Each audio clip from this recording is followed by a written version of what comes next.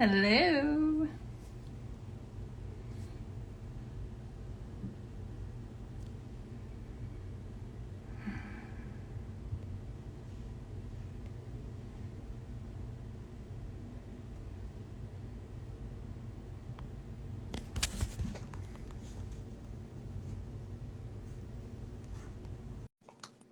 Okay.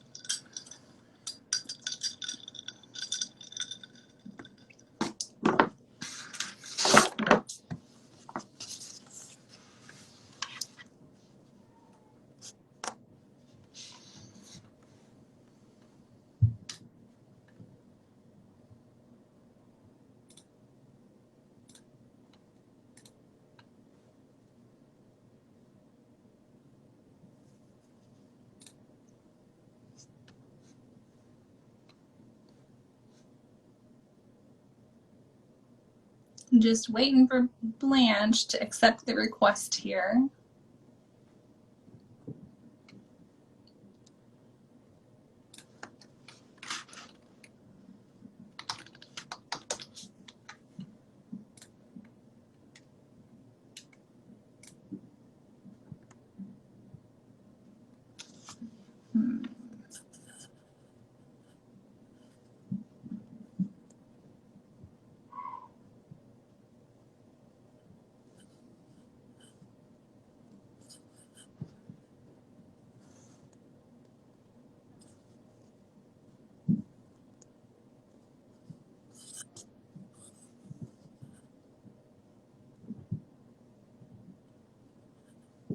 Let's see.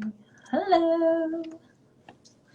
Just waiting for Blanche to see if she can hop on here.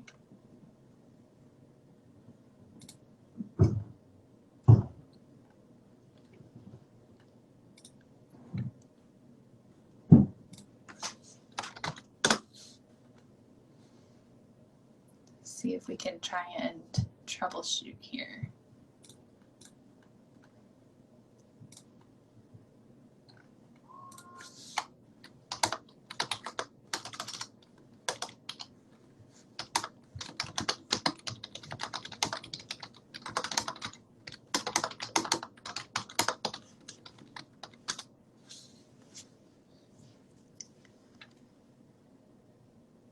Okay. Hi, everybody. Just wait.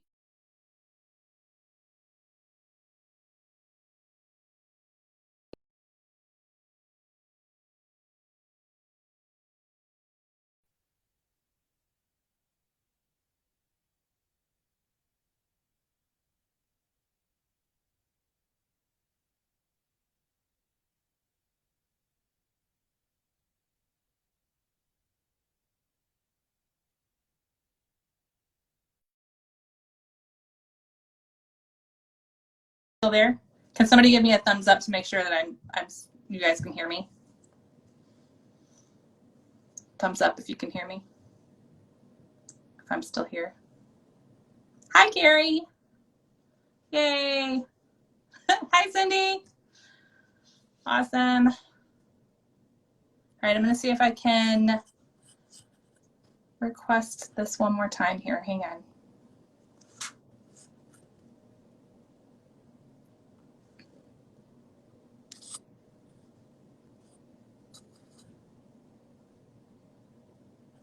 I'm still relatively new to all this whole live thing, so bear with me. I really should have worn makeup today. I've got all these bright lights. I'm just now looking at myself in the video. Eek.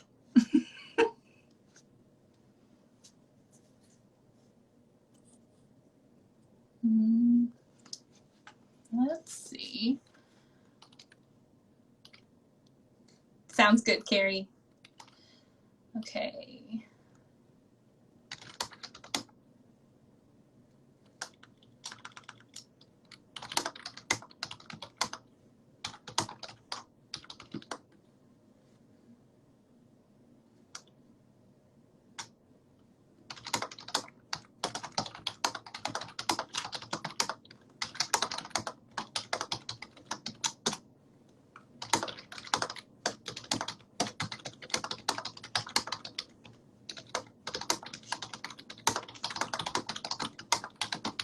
Trying to troubleshoot this right now, so bear with me.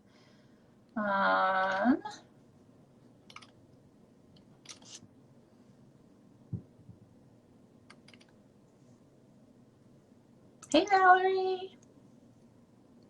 So who all, with a thumbs up or a wave or something, tell me if you got this book read, The Whisper Network. Because, whoa.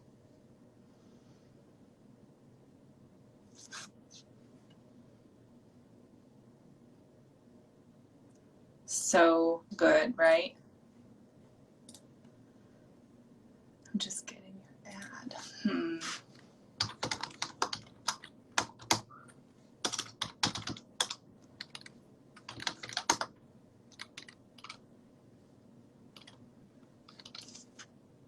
Okay, yay, Blanche is in. Now I'm going to try and send you the request. Let's see if this will work now. Crossing my fingers and toes. Yay! We got it! Yoo-hoo! What you guys couldn't see in the background is that we're trying to, I'm doing this on the computer and she's probably on her phone trying to text me back, and we're like, so that we don't break the live stream again. Sorry about that, you guys. I'm kind of new to all of this and I'm still trying to figure it all out. So, but I'm so excited that that we're here and that we're going to get to talk about this. How's it going, Blanche? Really good. Thank you for inviting me. This is wonderful. Oh, I'm so excited you could join me. What are you drinking? Believe it or not, it's from Aldi's. It's the Wise Owl. I'm having Rose Zinfandel.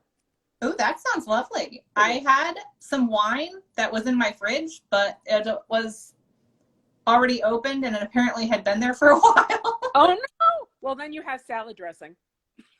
That's true. That's true. Or I still use it like if I make a risotto or something, you know, I'll just toss that in and it'll cook off and it still tastes good. So there you go. I got spiked lemonade instead. Yes. Brilliant. Yes. And what'd you bring to work on? Did you bring a whip? Yep. I've got a hometown blue hat to make. You're working on more blue hats? Yep. Awesome. So Blanche, I don't know if you guys say what? This is called 𝘰𝑯𝘭𝘆. I love the color. I love it. That is a really pretty color. Really pretty shade. It's got like greenish to it. It is teal. It is. Yeah, I like it.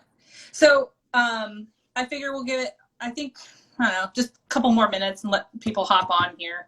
Okay. Yeah, just kind of. Hey, look.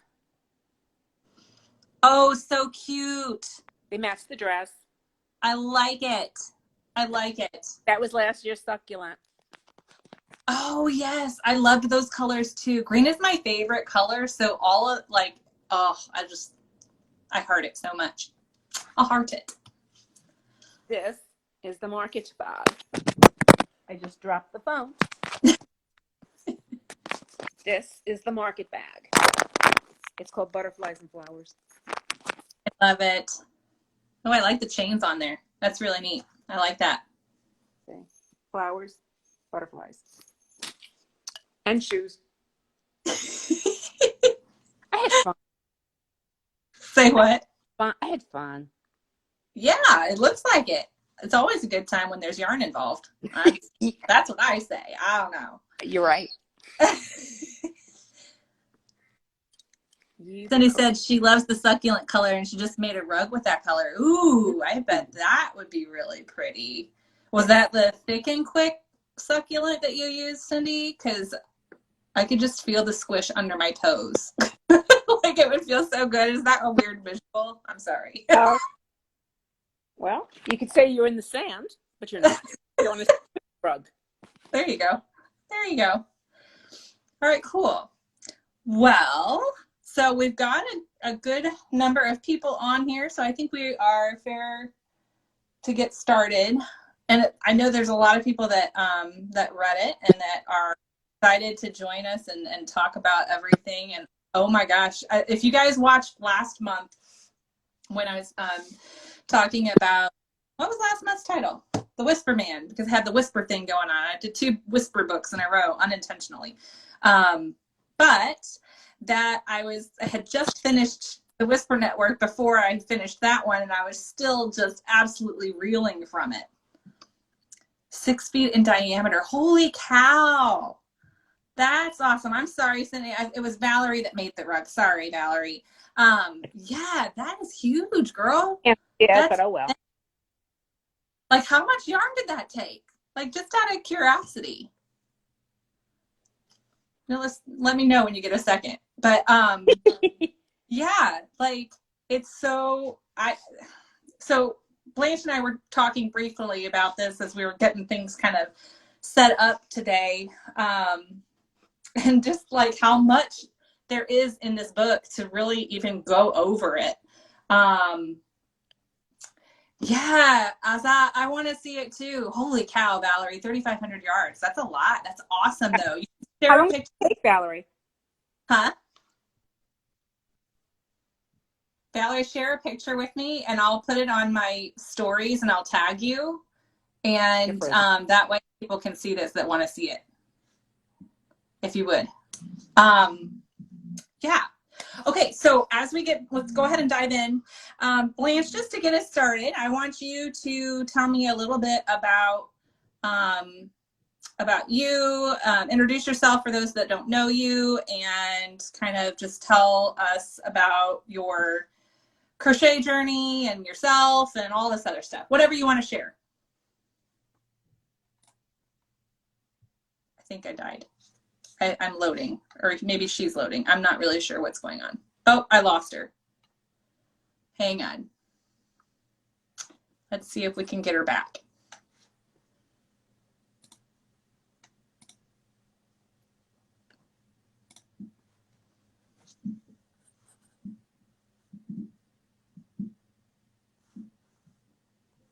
Let's try this again.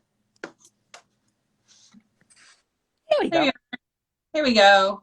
Okay. I was thinking I probably need to switch my hotspot. I'm in my basement, which I tend to get really shoddy reception down. Yeah. I need to switch over to my hotspot here. So bear with me while I do that really quickly. I just don't want to lose anybody. Network. I swear I've done it before. Techie. I know, I'm so not. It's funny because I used to be, but I'm just not anymore. Mobile hotspot. On. All right, now let me just.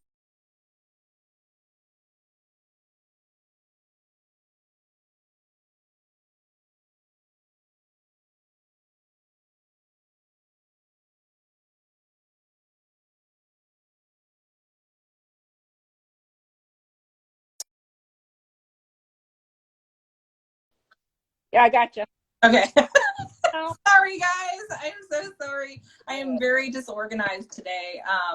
Yeah, I don't know what my deal is. Anyway, we're good now. Hi. It's okay. I'm Blanche. I'm with BeeOutrageous for all those on Instagram and see me as BRR230. And I've been crocheting since I've been in junior high school. I'm a senior. So it's been a while. And I started my business in 2012, but I'm from a crafty family. My mom taught arts and crafts at camp. So we got the kids off the street here in the Bronx, because that's where I was born and raised. And when I was also in the summertime raised in an arts and crafts colony. You had to be a musician, an artist, or in drama. And we all danced. And that was up in Mountaindale, New York. That's awesome. Yeah. Do you keep in touch with any of those people? As a matter of fact, I do. One of my best friends who went to Spring Valley, she's still an artist. It's wonderful. I love that. And I was raised with people who are musicians. One of my best friends is a pianist in Manhattan. She works for Carnival. Wow. Yeah.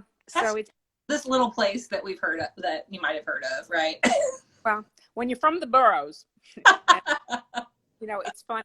I'm from New York, so for me, it's downtown. Yeah. And every place else, people say in town, or Right. from the island, they say, you know, down. You know, it's downtown for us. Yeah. I've been there once, been to New York once. We went a few years ago with it was just my husband and I. And so funny little anecdote, like there's the Nintendo World store that's down Times Square.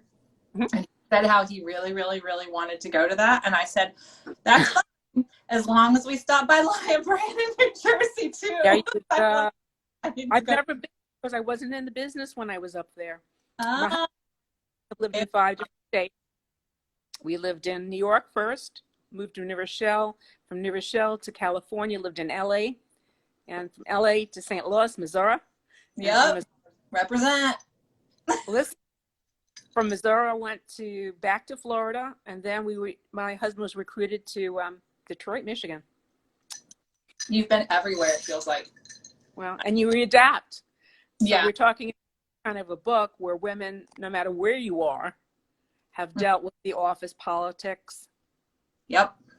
It's everywhere. And from male aggression, microaggression is what she'd said. Right. Anybody have any questions real quick before we start? Let's see, Valerie was just asked. Let's see here.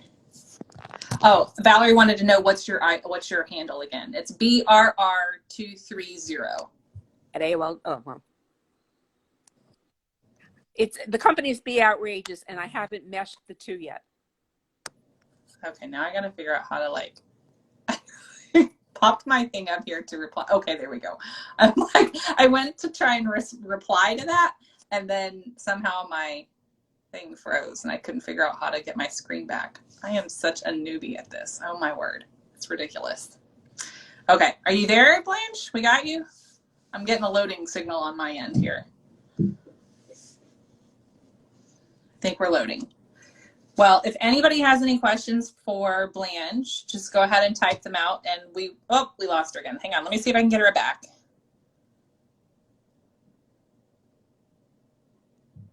Okay, let's see here. Here we go.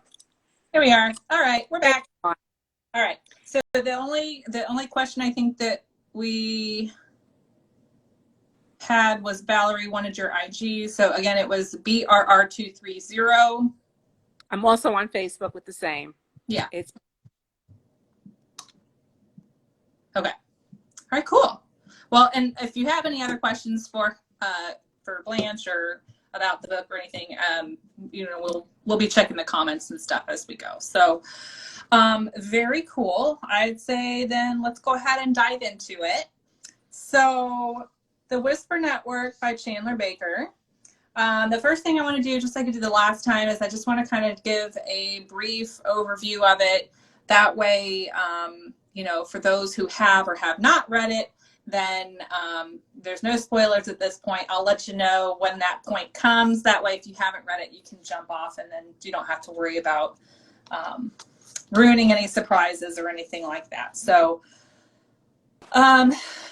you know, it's funny because I always try and talk about the genre and the different topics for the book when I'm discussing it or when I'm reviewing it. And when I sat there thinking about all the topics that get covered in this book, like I seriously had to stop because I just had so many, and that's just kind of insane. So it's a contemporary fiction. It's got a little bit of that mystery vibe. Somebody once called it a thriller. I don't personally feel that vibe from it, but it definitely has like a mystery thing to it. I think we might be losing Blanche again here because it's loading. Anyhow, so basically nope, we did lose her. Let's try and get her back here. Let's go. Yeah, did that work? Let's see.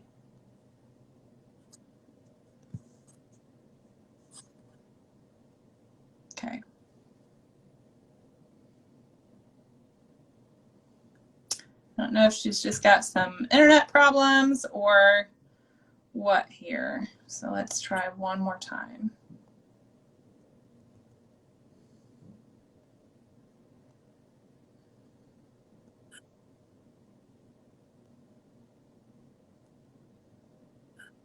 Okay.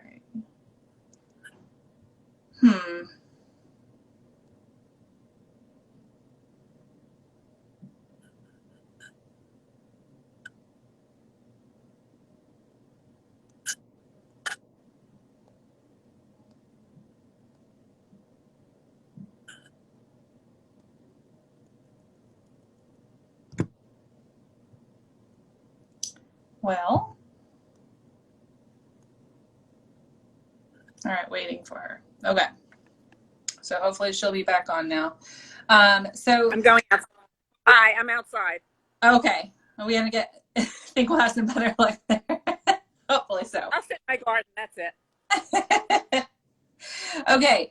So back to the synopsis. So this book, The Whisper Network, is by Chandler Baker. It takes place in Dallas, Texas at a large corporation called 𝘠𝘩𝘏, and it has the main characters are Sloan, Artie, Grace, Rosalita, and then there's a collective woman's voice that kind of like the chorus of the book that is also, I feel like, a pretty main character as well. And basically what the book is about is the CEO of the company very unexpectedly dies, and the heir apparent for his position has a lot of whispers behind, you know, the like a history and rumors of harassment in the workplace, whole host of affairs and all kinds of things. So yeah, that's kind of it. It kind of goes all about the whole, it kind of came about as part of like the answer to the Me Too movement. And yeah, I still kind of loading. Can you hear me? Don't know what's happening, but so the you back? We got you. You're in and out. Yeah.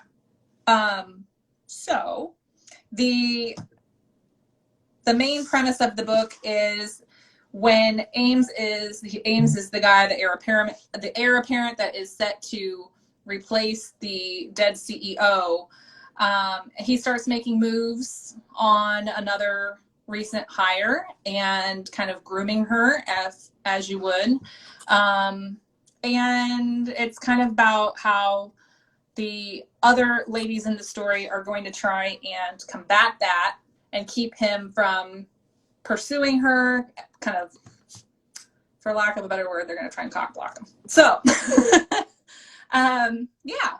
So that's basically the gist of the story without getting into too many of the spoilers yet. My gut reaction to this book, it's so smartly written that, like, I feel like they speak so fast. Like it was just so smart, like very intelligently written and very relevant. And it just so aptly captures all the different facets of what it means to be a woman in the workplace, a young girl.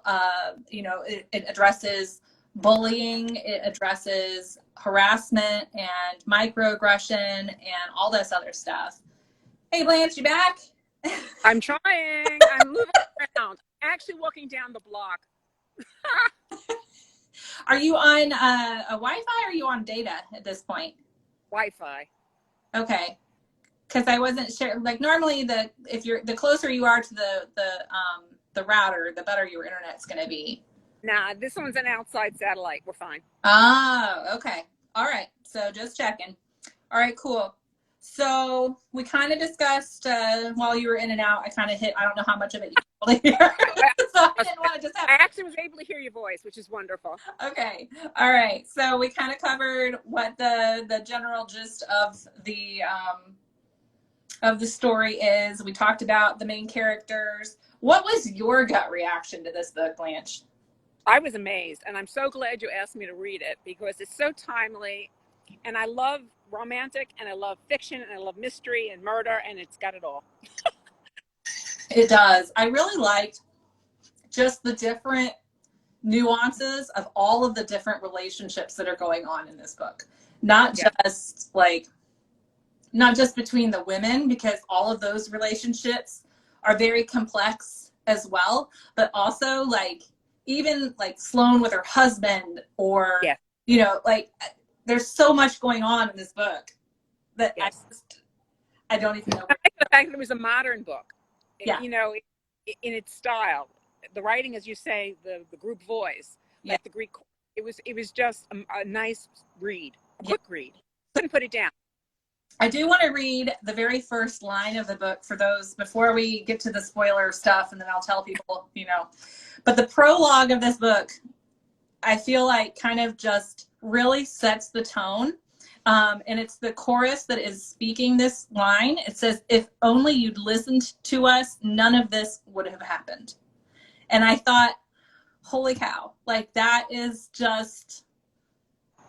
just right there and in your face about it. You know what I'm saying? Like it's not pulling any punches. It sets the whole tone for the entire book, and there's no punches pulled the entire way through. And I thought that was absolutely fantastic. Before we get into the discussion here, I just want to let everybody know that there is a review of this book on my blog that I did a couple of weeks ago that does not have any spoilers.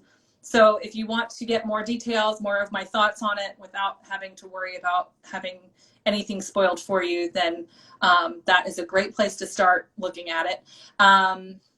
And after that, I was going to give people a couple of minutes if they need to jump off. We are going to talk spoilers from here on out, and I don't want anybody to get a rude surprise. So let's chit for a few minutes while people can come or go or do whatever they're going to do. And then we can get into the meat. What I love about this book is there's so many twists and turns. Definitely. So I have unexpected. Yes. So just as a little aside, I just want to show you guys something. You know, I'm drinking some spiked lemonade, and my isn't yarn related right now. I'm working with a glue gun. A hot glue gun and alcohol never had any problems. So we'll see how this. Pray for me. Let's see how this goes. And I can't drink because I am walking around, so it's okay. I'll drink the extra calories I'm using at the moment. There you go. All right. So I think we can go ahead and move on. So, you know, we talked a little bit about that collective voice, and I kind of want to talk a little bit more about that because I thought that, you know, at one point, and I think the author did a really good job of this, on the one hand, it kind of comes across like the collective women's voice is specifically to the women working there at that company. But then the more you think about it, and I started rereading the book in preparation for tonight, that, you know, it kind of also like it doubles as a collective voice for women in general. Like, we're here, we're taking a stand, and, you know, it can get ugly if you want it to. And apparently, you know, in the book, they wanted it to, so, because it does get ugly. So anyway, yeah, the collective voice of the women, it really set like a, kind of like a, you remember the what was that show or something back in the day? It was like Deep Throat was like the, But that was a Watergate. Yeah, that's what it was. I was thinking of, I think it's been featured in other shows since then, like that kind of persona. But anyway, that's like the type of persona that I am imagining in my head when I think the collective chorus voice, or like just kind of like this shadowy figure in an interview that they, like when they wanted to remain anonymous, they'd have them blacked out. I don't know. It lent a lot to the kind of the dark feel of it and the overall mystery, I thought, through the book. So yeah, thoughts? Mine? Yeah. Okay. You know, it reminds me of 9 to 5.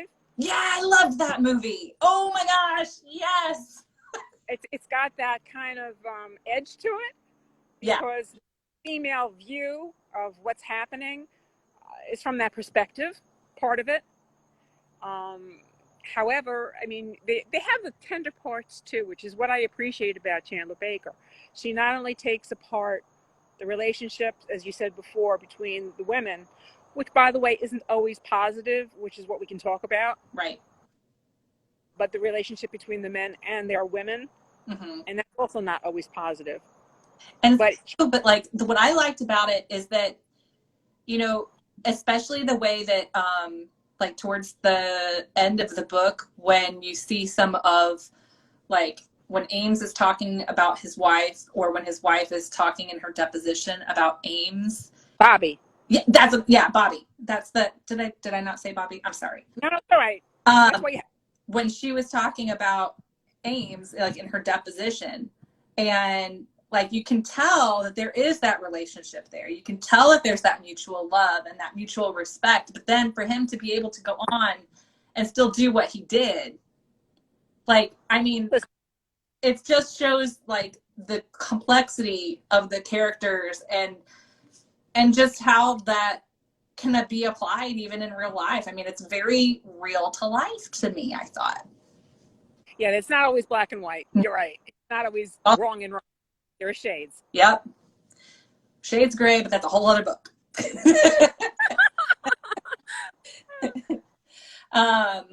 So one of the things that, you know, I mentioned to you earlier that I kind of wanted to hit on was, you know, I think that one of the things that made this book so powerful was just how relatable it was. Yes. I felt so many times reading this book like, oh my gosh, that's me. You know, like we all have these stories. So tell me one of your stories.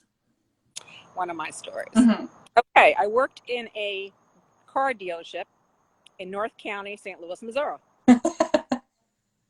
My husband was in school. I needed the job. So I drove up, was it 270 or is it 75, all the way to North County. And let's see, let's start with that one. They let me go eventually because there was so much harassment that they knew they were going to get sued. Ugh. And they let you go. The reason I was hired was because the 928, which was a Porsche, was an automatic transmission, and they wanted a woman to sell it. Mm-hmm. But Audi, Porsche, and Volkswagen was an old boys club. Yep. And they were much happier watching my husband drive my Audi than me. So funny you mentioned cars, because I have one of those stories too. And it's still, you know, it still happens. I mean, I had my stuff with okay, I'm getting ahead of myself. So no, go ahead. When I was, I don't know, I was maybe in my early 20s, 22. And I had a car that when I got a flat tire, it had mag wheels on it. So I had a flat tire, and I took it in to get the tire replaced. And when they took the wheel off, they couldn't get one of the lug nuts back on. The guy told me, he's like, I had the hardest time getting the lug nut off. I can't get it back on. And I was going into the dealership the next week for an oil change or something. I don't even remember now what it was. So I go in, and I thought, oh, you know what? It's no big deal. You know, they'll have the tools and whatnot at the dealership for the car I have. So I take it in, and I'm like, oh, by the way, this lug nut, you know, he couldn't get it back on. Is there any chance I can get you to rethread the stud and put it back on? And the salesman guy, and he's probably not any older or by much older than me, so like real close in age, tries to tell me that it was not, that I couldn't just rethread the stud, that I had to replace the entire mag wheel, Really? which was going to cost, and I was like, and I'm like, I'm standing there like cross-armed, like, okay, how much is that going to set me back? And he goes, probably about $600. I'm like, and I turn around and I walk away.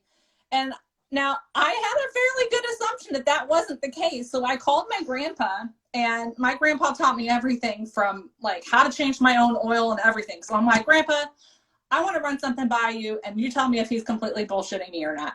And so I did, and he's like, he can rethread that. That's baloney, you know? So I'm like, all right, that's what I thought. So I waited until the guy stepped away from his desk.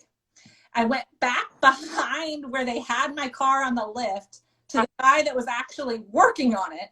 And I said, hey, right. do me a favor and rethread that stud for me? Yeah, no problem. Mm-hmm. See? You called his bluff. You called his bluff. I did. So. It's ridiculous. Well, you know, we do have that in common. My father-in-law was a mechanic for the police department in New York. So yeah, you kind of able to call a bluff when you can. Yes, my grandpa, he was a chief mechanic for the fire department in Indianapolis. So wonderful. I got the same kind of education. Yeah. When it came to driving, my nickname was Jackrabbit because I used to get or Leadfoot. You got a choice. Going from the left turn to the extreme lane, I was quick about it. Well, I just was like, and still even now, and I'm much older now, obviously, like just with this current car that I've got, there was something that the guy was like trying to talk me in circles. And I got off the phone with him and I called my husband. I said, when you get home, we're going to call him back.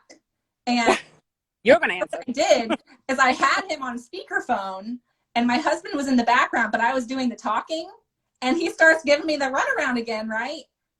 And then my husband chimes in, then he backtracks. It's like, so, not going to catch you. You knew better. You knew better. Let's go on to Rosalita, because I know you brought that up. Yeah. Yes. About minorities. Yeah. So one of the things I thought that she did really well in here too, with introducing, hang on, I had my notes. I have the world's worst memory. Let me find my notes on this because I did. Well, if you want something else, probably right. We could talk about Sloane herself. Say what? We could talk about Sloane first. Yeah. Let's see. We could talk about Artie. We could talk about anybody. Or Grace. Oh, you mom. I felt so bad for Grace. Yeah. Well, explain. Okay. So for the, like, you know, Grace is a new mom, and she's up till being new mom, she's, you know, described as having been naturally good at just about everything she's ever put her mind to. But not domestic things. Right. No, but like, you know, other things. Intelligent, highly educated, highly motivated, popular. You can tell she was one of the popular girls, you know, like, and then all of a sudden she's a mom, and she is very clearly, I think, to anybody who has been a new mom can kind of see it, that, you know, she's going through some postpartum depression and kind of trying to come to grips with everything, and not really able to ask for help the way that she needs to, but she doesn't necessarily either know how to or feel comfortable doing it. And so she was a career person. She wasn't a home person. I mean, they make that Chandler brought that out. Yes. And I think that she did that for all of these women. Like, because they put that persona up first. Remember, we talked about the mask, the professional mask, where you're not supposed to go with your kids, help them at school, or get sick and go home. Right. And you have everything up. Yes. Which is what we worked in. Yeah. I mean, it's like this whole double standard, you know, like women, you know, have to take off, you know, have an extra long lunch or take off early for a day to do something with their kids, and it's frowned upon. Meanwhile, you know, some guy says, oh, I gotta skip out early. My son's got baseball practice, and it's okay. Like, they're applauded. Like, good for you. Like, and Grace was she was wonderful, talking about her taking time for herself, going into that little room she called her tomb, where she was able to express her milk. Yes. Of course, the stories out of that was wonderful. And when she spilled the milk, and I mean, I can so relate to that. I remember I had a complete meltdown at one time because I spilled all of the milk I had expressed when I was nursing with my youngest, and I'm like, just like a mess. Like, it really is worth crying over spilled milk in that case. At work, yes. But yeah, yes, exactly. And I think it's so funny how different, because Artie, Grace, and Sloane are all mothers, and I feel like they all kind of. Artie was an adoptive mother. Right. Yes. So like she's got, and she's a single mother too. So we've got two different facets with that. Newly single, which is what she brought up. Newly single mother. She's got Sloane, where Sloane is, you know, she's got this more traditional relationship. You know, she's married, she's the breadwinner, and very mama bear. I got that vibe, obviously. Yes. And then there's Grace, who's kind of like a little bitter towards her daughter. Like, you know, like. At all. But I mean. But you know, mother-daughter relationships can be that way. They can. Yes, they can. It's definitely tricky. It can be, for sure. And I don't have girls, but I have a mom, so. Yes. But yeah, I thought like all the different aspects of motherhood covered in this book. I mean, I thought that was, I think that anybody that was reading that could read those instances. Oh, and Rosalita, she's a mom. Yeah. And she's a, you know, of a special child. She's got a special, like, super smart child. She's an immigrant, correct? Correct. And you know, her English isn't great, and I loved her struggle with, you know, like her.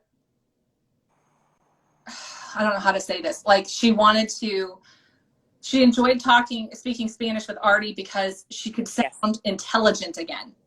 You know, whereas she was looking down on her because she didn't speak the language that they did, and that she automatically assumed that she's stupid. Yeah, and that's not the case. And you know what? She made a comment in the book about how if there was one good thing that came from the child's father, it was the fact that he was really smart. And I'm like, you know what? I think you're really smart. Look what you've done. Yes, and survived and thrived. Exactly. But you know, also, what we didn't mention about Chandler Baker's writing is that she always alluded to the next clue somewhere in the chapter. That thing that I love back to, like, I figured out on the read. Why, you know, why would Rosalita even say that? Or what? Talk about the airplane wings that went into the toilet. Mm-hmm. Yeah, there was like all this, like, you know, is she talking about something that's coming? Is this a clue, or is this just kind of being rather vague and general? Like, she did such a good job of making you question that every step of the way, I think, with everything. And it wasn't just melodramatic, which is what I appreciated. It wasn't just soap opera. It was, as you said, relate to it. Right. Yes. Yes, definitely. Although, let me backtrack. Some people do like soap operas. This is true. I'm not casting aspersions. No, but I think too, sometimes like you have to be in the mood for certain types of stories. So if you're in the mood. Why I love the book, which is why it just fit in all those genres. Yeah. Yeah. Okay. So I wanted to get to, let me see here. Feeling like a minority? Yeah. I'm trying to find where my note was for that. Hang on. Oh, here we go. So in chapter 25, the collective voice states, but whispers could only carry so far. Such was the purpose of whispering, to ensure that not everyone heard. The author introduces this concept of intersectionality, which, you know, that's a coined term from back in the 80s, if I remember correctly.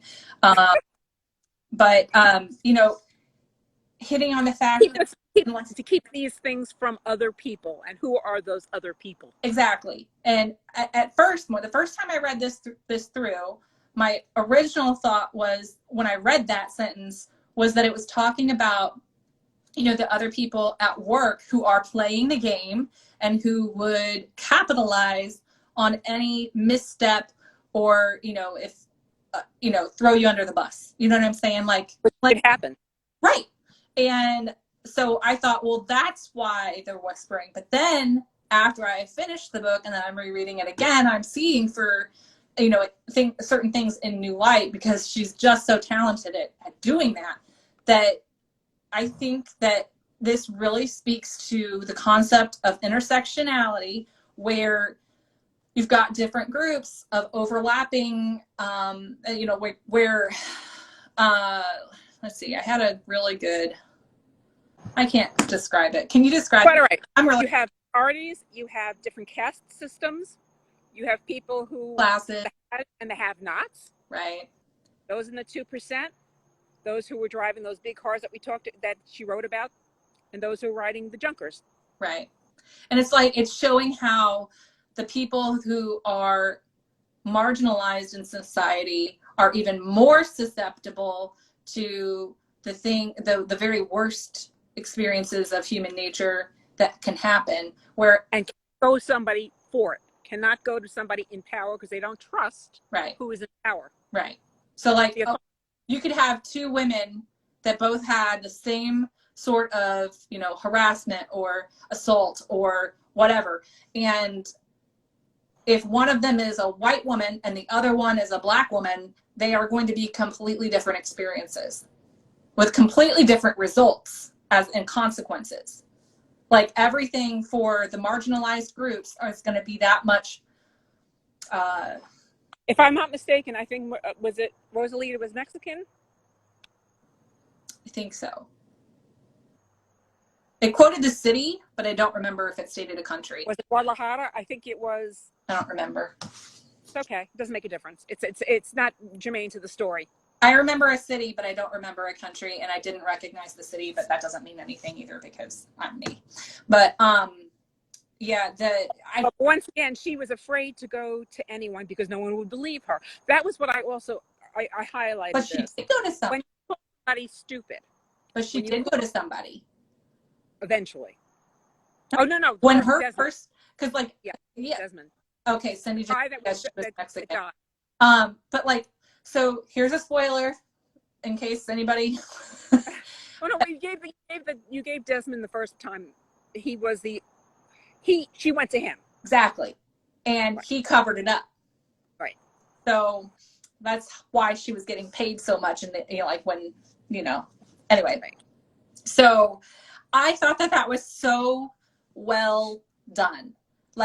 I so appreciated that as a way of opening my own eyes to it and just trying to really we tell our friends things because we're looking out for our friends. Right. And that was another thing about the women. Right. But we got to look out for all of the people that could potentially hurt, even those that are not our friends. So it's I thought about that before they did it or said it. Right. So I think that really made me stop and think about all of that. And, it had me pondering more and more about what can I do to be a better ally for people, So very good, thought-provoking stuff in this book. Yeah.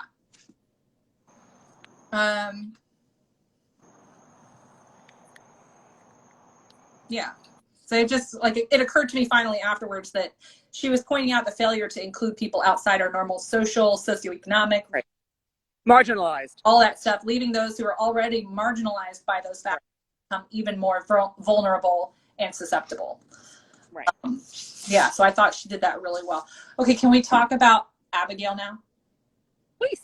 Please do. I have I don't know, that one hit me really hard too. The whole situation with Abigail. Okay. Cindy, what was Rosalita insisting on paying Artie for?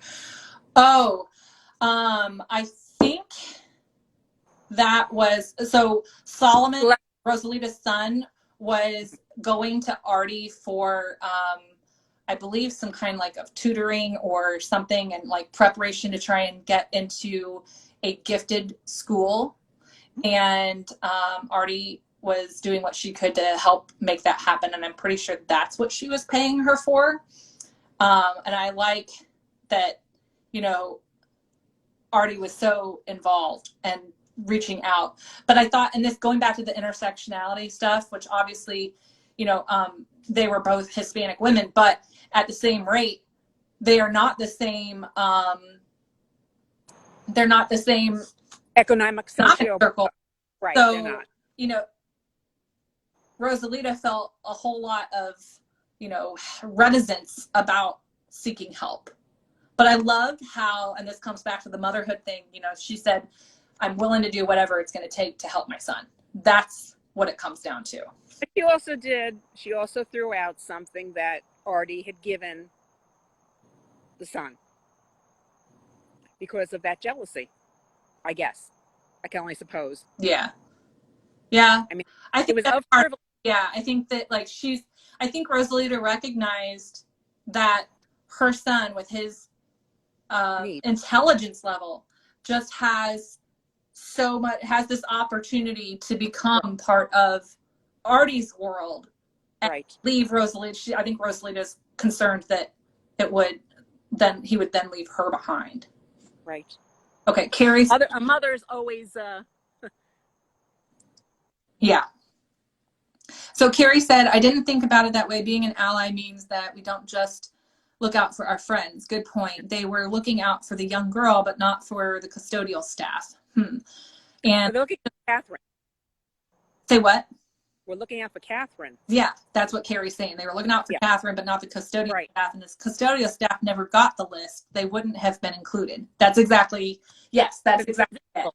And I think that I think that was just done so well. It really had me thinking a lot about, you know, who we help. We can't just help the people we want to help. And, you know, I feel like as Christians, you know, it's easy to love the people you love, but it's harder and even more important to love the people that you don't.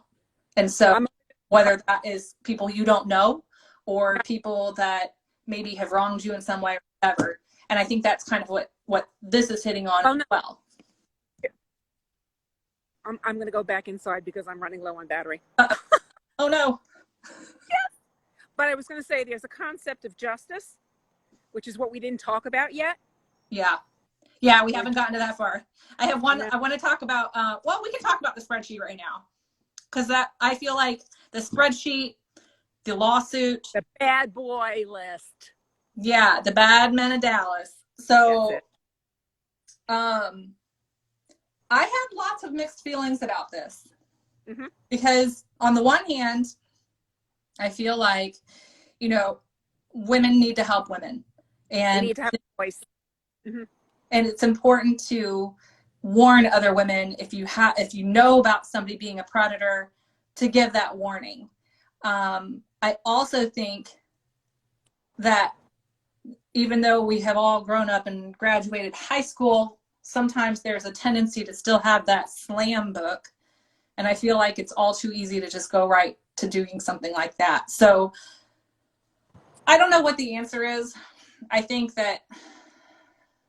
it's on a basis to basis situation. Yeah, I think it's got to be subjective. I mean, I feel like there's got to be an honor code with it to, you know, use it appropriately and responsibly. And I like that it took Sloan so long deliberating about whether or not to put his name on the list. She also knew that it had her job, it had her future, and it was part of her history. Yeah. But I just like that she put so much thought into it because it wasn't just a gut reaction. You know, she was trying to really look out for other women in the same position. Let's talk about the lawsuit. So I thought it was very interesting that True Vive hired an outside female lawyer to represent them in this case. How did you feel about Cosette? Uh-huh.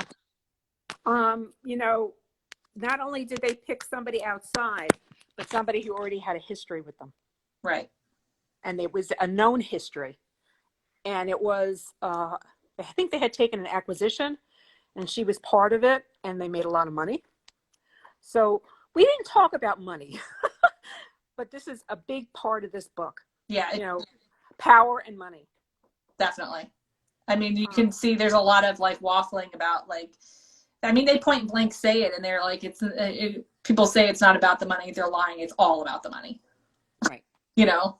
Artie says that, if I'm not mistaken, somewhere along the line. But yeah, I thought it was, yeah. But Cosette comes from money, and she is at the top. I think they eventually wanted to make her vice president or something. You know, and we didn't talk about the law office. I don't know how many people who are watching have ever worked in a law office. Yeah, I don't know. I have. But my perspective, once again, is as a worker there, not a paralegal or an attorney. But there is a written code of caste system in an attorney's office. Those who bill for $350 an hour are not the same as those that get paid $12 an hour. Absolutely. And I think that's kind of like in any kind of corporate setting, really. Which is why we're talking about it. Yeah. So, but I did think that the use of a woman, like, you know, not just with Cosette, but also like Bobby, for example, Ames's wife, you know, like, there's a certain part where I feel like she's maybe, you know, burying her head in the sand about. Well, she's his wife. She's his wife, and she wants to think that that's corporate wife. Huh? Different. She's a corporate wife. She's an attorney's wife. Yeah. So she has a thought of her own that she needs to maintain. So she does her campaign work. She does her charity work, luncheons. Right. Her work is not the same as billable hours. Right. But I feel like too, you know, there's just with that relationship, you know, you want to believe the best about your husband, and like you don't want to believe something bad about them. And I also thought it was interesting that at the threat of a potential affair, she strikes out at the woman instead of her husband. Okay. We have today, because of the Me Too movement, quite a few celebrities in our lifetime who had the same situation. Mm-hmm. How many of us felt that some of those celebrities could never do what they were told, that came out in court, that these women were lying or they had a political need? So who is guilty, you know? Yeah. I think there's always going to be that kind of double standard. I feel like we need to get rid of it, but I'm not sure if it's possible or not. I really don't. No, because people are multifaceted persons. Yeah. I mean, you're but going to have people that are legit about it, and you're going to have people that are maybe just going to try and ride the coattails and get some of their own 15 minutes of fame. But ultimately, you know, like, and I think that's what part of the question is that she's posing in this book, you know, like, when the chips are down, do you believe them or do you not believe them, you know? Or do you leave them? Or do you stay? Right. Yeah. Are you, or even in the face of wrong? Sure. You know, do you leave like them or do you stay? Sloan, for example. Right. Yeah. Derek made that choice at some point to take off on his own, to make his own decisions about their marriage. Yeah. Oh, Carrie brings up a good point.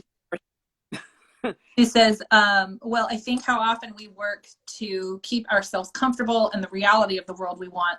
Self-preservation can make us do so many things. And that's so very true. It's such a powerful motivator. And I think we try not to think of ourselves in those situations, but I think when it comes down to it, like, you know, I think that's part of what colors my view of Catherine in this book.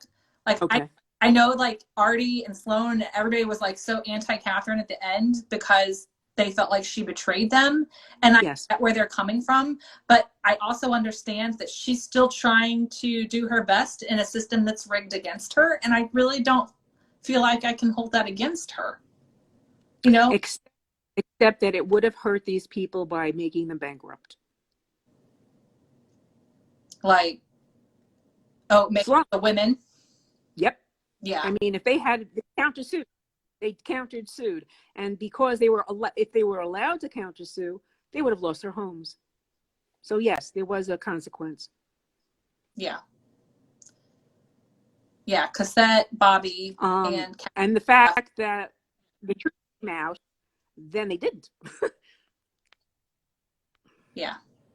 I think it's really sad. I just feel like, you know, it's just indicative of that fine line that women walk to try and not get screwed one way or the other.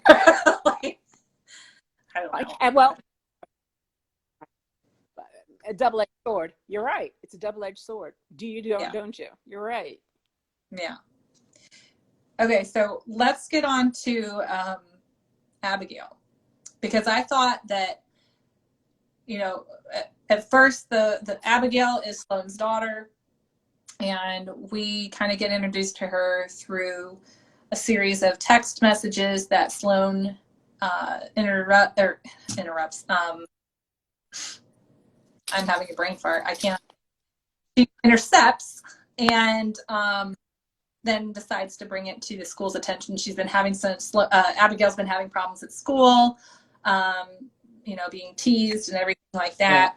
Yeah. And I feel like, especially because I'm raising two boys, I'm trying to raise them not to be assholes. So, and that's hard. But seeing this, especially because Sloane's daughter Abigail is the same age as my oldest son, it was just like even more eye-opening for me to read all of that. So yeah.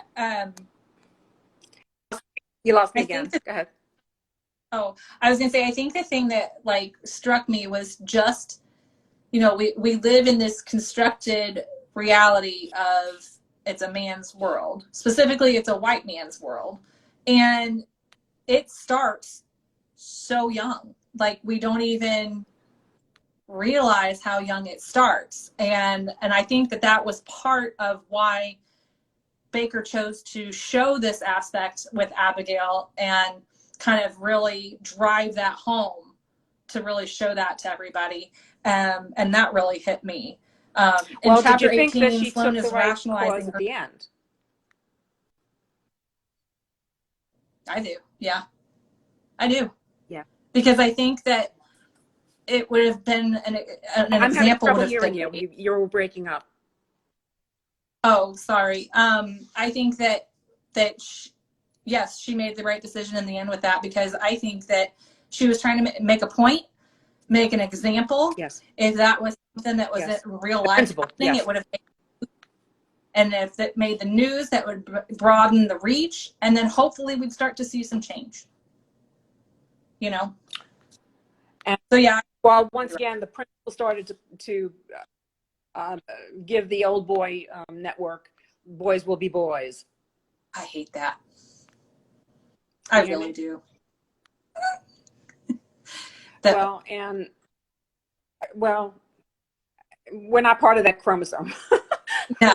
And I raised a 32, and I saw a lot of that. They have to compensate in their own way, and God bless they can adapt to that kind of thing.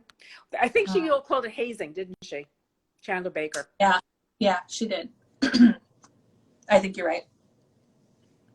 But I do think, I will say that while I think what she chose to do was ultimately the right decision, I don't necessarily agree with how she did it. Oh, and Cindy just chimed in with, I cringed when Sloane signs Artie's name to it. And that's one of the things that I'm talking about. Like, yes, she, like, when she signed Artie's name to that paper, when she was doing all of this stuff behind Derek's back. I mean, I have this, she mentions her husband's propensity, reasonableness. Yes.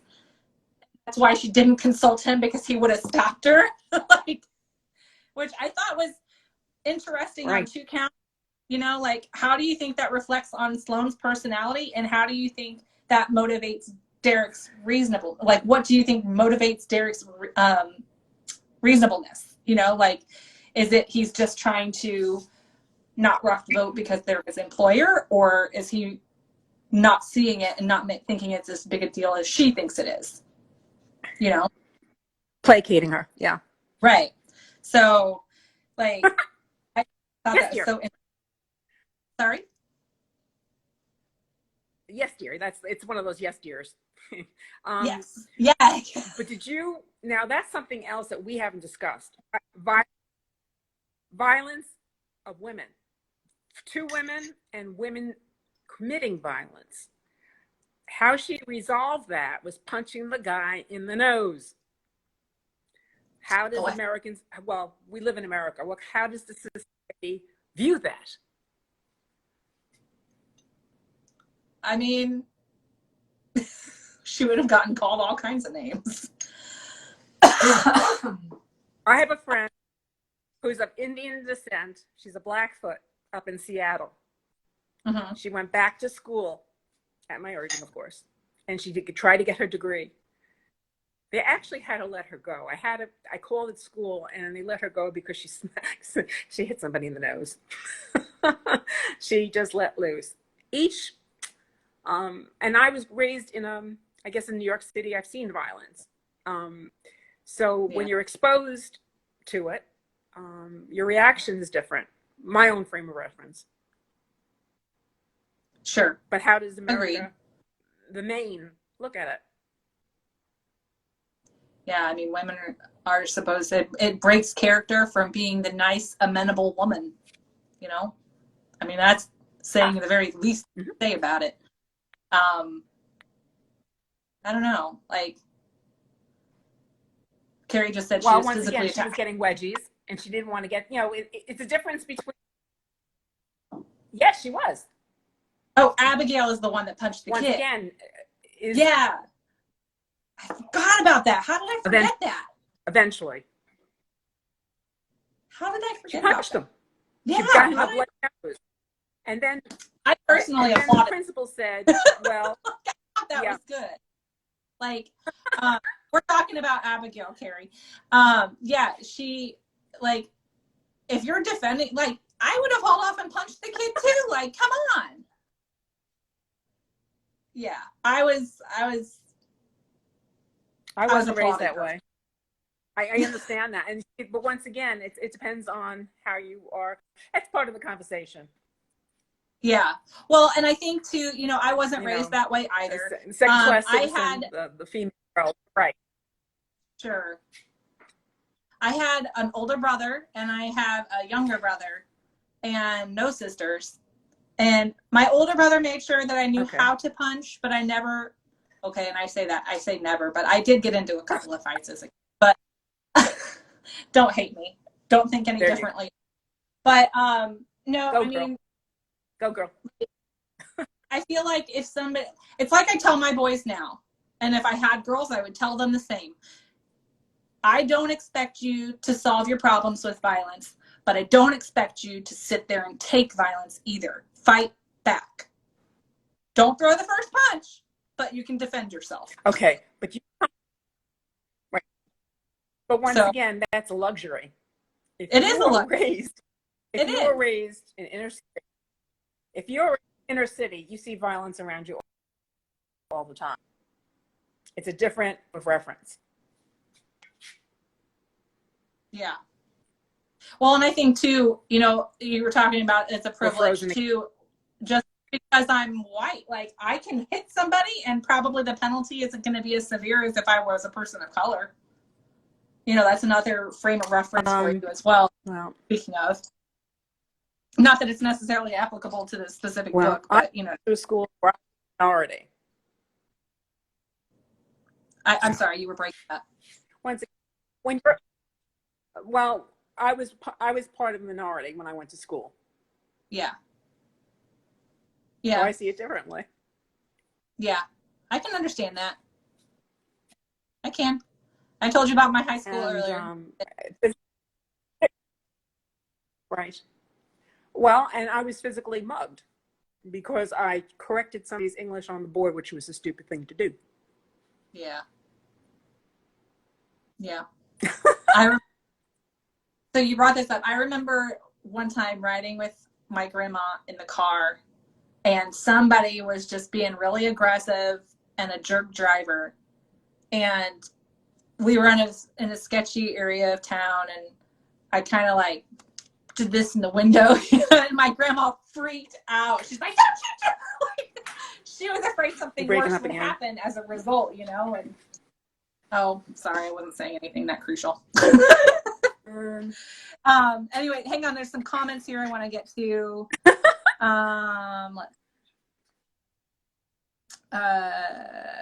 Okay. Sorry. Okay, so Cindy said as many studies about the boy who You're breaking up again. comes home after being bullied and the dad says to fight back. Oh, yeah, I don't know. I don't know. I've got full bars. But yeah, stories, not studies. Okay, sorry, Cindy. I was misunderstanding that there. But yeah, you're very right. I mean, it's trying to stand up for yourself and just not take crap. But yeah, I get it. And then Carrie says there was a kid at camp who wouldn't leave me alone, pulling my hair over and over, and I told him to stop and asked for help. He never quit until I hit him. Yeah, that sounds about right. They got to be put in their place, I think. Bullies are bullies.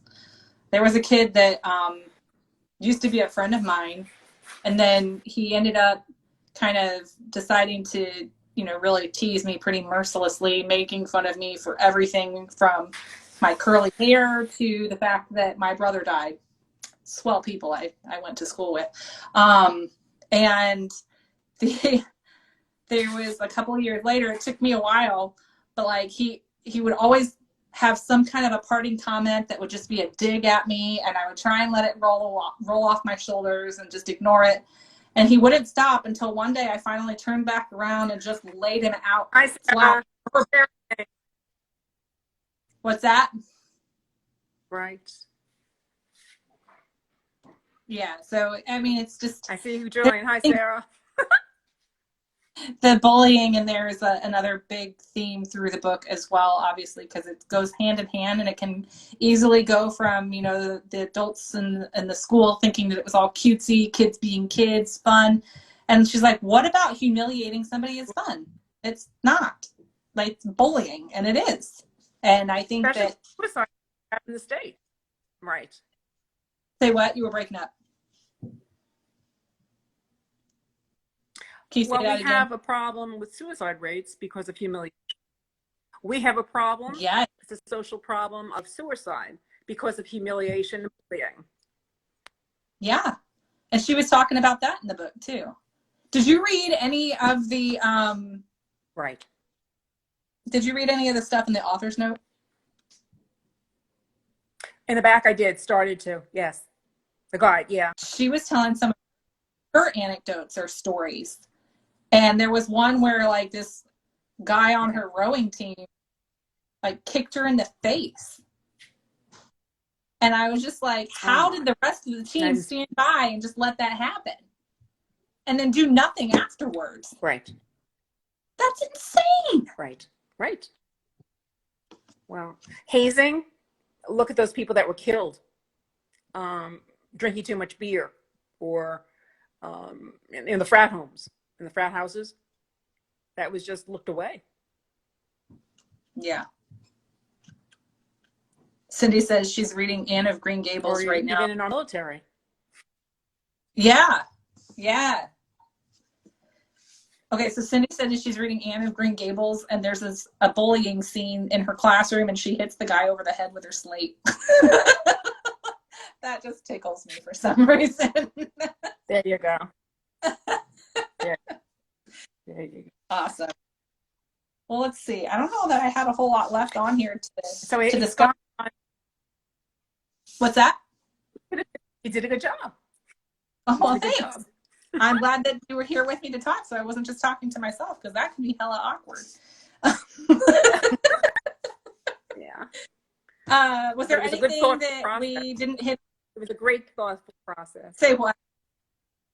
Oh, part of the process. Was there anything that we didn't cover that you wanted to talk about, or anybody watching that had anything they wanted to talk about?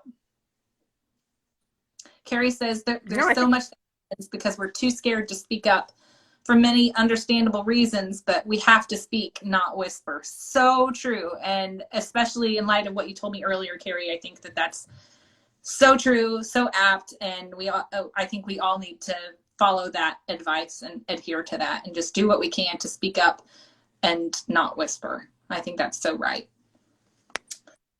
Well, I think then... But I also think we should advocate.